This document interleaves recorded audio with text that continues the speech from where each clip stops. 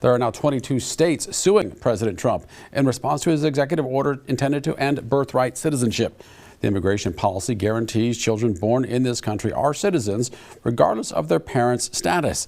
Trump and his supporters argue the system is being abused and there should be tougher standards for becoming an American citizen. Opponents say the right is guaranteed by the 14th Amendment.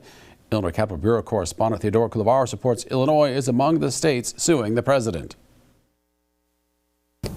On his first day in office, President Trump signed executive orders to crack down on immigration, from using the military for immigration enforcement at the southern border to revoking birthright citizenship for the children of undocumented immigrants. I'm on President Trump's side. We need to stop illegal immigration in this country. We need to end it immediately. It's costing the Illinois taxpayers far more than just their tax money. It is literally the safety of our communities. But state officials are fighting back. Illinois Attorney General Kwame Raoul is suing the Trump administration, arguing Trump's move to end birthright citizenship is unconstitutional. In a statement, Raoul said, quote, "We need to discuss bipartisan common sense immigration reforms, but denying birthright citizenship, which dates back centuries and has been upheld twice by the U.S. Supreme Court, is not the solution." Days before President Trump was sworn in, he promised Chicago would see mass deportations once he took office. So far, Governor Pritzker says he hasn't heard anything from the Trump administration on their plans. I think that's just more evidence of the chaos and confusion that they're trying to sow, and it's very disappointing. Illinois has laws on the books limiting the state's involvement in federal immigration enforcement, but in recent years, some central Illinois counties have taken a stance against the state's position. Last year, Effingham County passed a resolution preventing local tax dollars from going towards helping undocumented immigrants.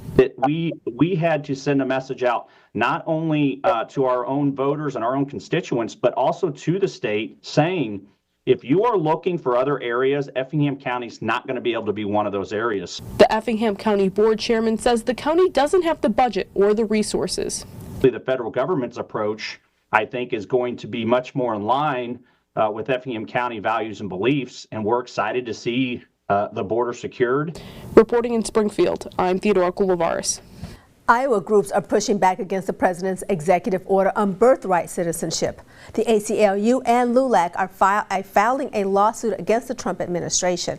They claim the move is unconstitutional and strips those born in the United States of their U.S. citizenship.